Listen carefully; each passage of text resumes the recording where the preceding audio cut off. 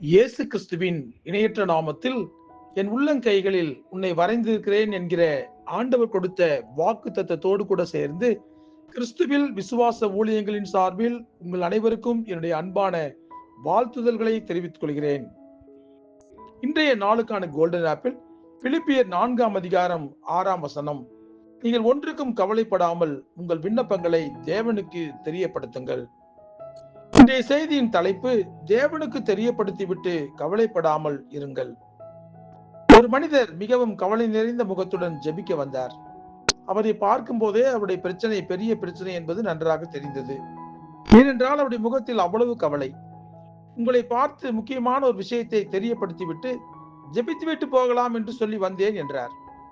அதே போல தன்னுடைய குடும்பத்தில் தான் திருமணம் செய்து வைத்த தன்னுடைய மகளுக்கும் மருமகன் குடும்பத்தாருக்கும் இருக்கிற பிரச்சனையை குறித்து விரிவாக சொன்னார். அனைத்தையும் பொறுமையாக நான் கேட்டுவிட்டு ஒரு காரியத்தை அவரிடம் கேட்டேன். இந்த விஷயத்தை தேவனுக்கு தெரியப்படுத்தி விட்டீர்களா என்று கேட்டேன். இன்னும் இல்லை என்று சொன்னார். இதுதான் இன்றைக்கு அநேக விசுவாசிகளிடம் காணப்படுகின்ற முக்கியமான பிரச்சனை. கவலைப்படுகிறவர்கள் இந்த உலகத்திலேயே அவர்களுக்கு மட்டும்தான் கவலை இருக்கிறது என்று நினைக்கிறார்கள். எதற்காக கவலைப்படுகிறார்களோ அந்த விஷயத்தை குறித்து சொல்ல வேண்டிய இடத்தில் சொல்ல மறந்து விடுகிறார்கள். என்னிடம் வந்தது அவருடைய தவறல்ல. கவலைப்படாதீர்கள், இந்த காரியத்திற்காக ஜெபிக்கலாம் என்று நான் அவரை ஆறுதல் படுத்தி விடுவேன். ஆனால் உண்மையில் கவலைகளை மாற்றுகிற, ஆறுதல் படுத்துகிற, அதிசயங்கள் செய்கிற ஆண்டவரிடத்திலே முதலாவது அவர் சொல்ல வேண்டும் என்று அவர் கற்றுக்கொள்ள வேண்டிய முக்கியமான ஒரு காரியம் என்பதை அவருக்கு நான் தெளிவுபடுத்தினேன். அதனால் அந்த சகோதரனின் 2 கரங்களையும் பிடித்துக் கொண்டு மிகவும் தெளிவாக இந்த வசனத்தை அவருடைய வாயினால் சொல்ல வைத்தேன். நீங்கள் ஒன்றுக்கும் கவலைப்படாமல் எல்லாவற்றையும் குறித்து உங்கள் விண்ணப்பங்களை ஸ்தோத்திரத்தோடு கூடிய ஜெபத்தினாலும் வேண்டுதலினாலும் தேவனுக்கு தெரியப்படுத்துங்கள் என்பதுதான் அது. நமக்கு எந்த ஒரு தேவையாக இருந்தாலும் முதலாவது தேவனுக்கு தெரியப்படுத்த வேண்டும். அதன் பிறகுதான் நம்முடைய விசுவாசத்தை பலப்படுத்திக் கொள்வதற்காக ஊழியர்களை, ஜெப வீரர்களை தேடி போக வேண்டும். எந்த ஒரு தேவனுடைய பிள்ளைக்கும் ஆண்டவருக்கும் இடையிலே இடைத்தரகர்களை ஆண்டவர் ஏற்படுத்தவில்லை. நம்முடைய விருப்பங்களை நேரடியாக ஆண்டவரிடம் தெரிவிக்க வேண்டும் என்று அவர் எதிர்பார்க்கிறார். குழந்தை இல்லாததினால் அன்னாள் மிகுந்த துக்கத்தில் இருந்தது உண்மைதான். ஆனால் அன்னாள் செய்த காரியம் என்ன? ஆலயத்துக்கு சென்று ஆண்டவரிடம் தன்னுடைய குறையை தெரிவித்தாள். இதில் விசேஷித்த அம்சம் என்னவென்றால், ஆண்டவருக்கு தன்னுடைய தேவையை தெரியப்படுத்தின பிறகு அவளுடைய முகம் துக்க முகமாக இருக்கவில்லை என்று வேதம் சொல்கிறது. ஏனென்றால் சொல்ல வேண்டிய இடத்தில் சொல்லியாயிற்று, இனி அவர் பார்த்துக் கொள்வார் என்கிற விசுவாசம் அன்னாள் உள்ளத்திற்குள் இருந்தபடியால் அதற்கு பிறகு அன்னாள் கவலைப்படவில்லை.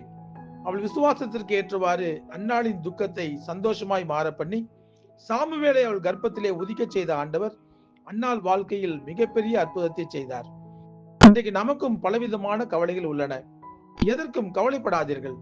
கவலைப்படாமல் இருக்கிறதோடு நிறுத்திவிடக் கூடாது. கூடவே ஜெபிக்க வேண்டும்.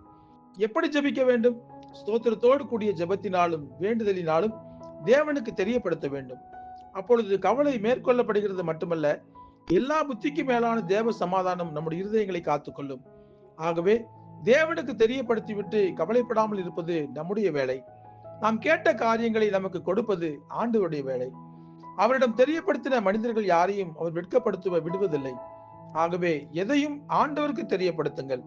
கர்த்தர் நம்முடைய வாழ்க்கையில் பெரிய காரியங்களை செய்வார். ஜெபிப்போமா? அன்புள்ள ஆண்டவரே, இன்றைக்கு பல விஷயங்களை குறித்து நாங்கள் கவலைப்படுகிறோம். எங்களுக்கு நல்ல ஆரோக்கியம் வேண்டும் என்று கவலைப்படுகிறோம். பொருளாதாரத்திலே மேன்மை வேண்டும் என்று சொல்லி கவலைப்படுகிறோம். பிள்ளைகளை குறித்து கவலைப்படுகிறோம். எதிர்காலத்தை குறித்து கவலைப்படுகிறோம். ஆனால் எங்களுடைய தேவைகள் எல்லாவற்றையும் ஆண்டவரே உம்மிடத்திலே நாங்கள் தெரிவித்து விட்டோமா என்று சொல்லி பார்த்தால் அதிலே தான் நாங்கள் பின்தங்கி இருக்கிறோம்.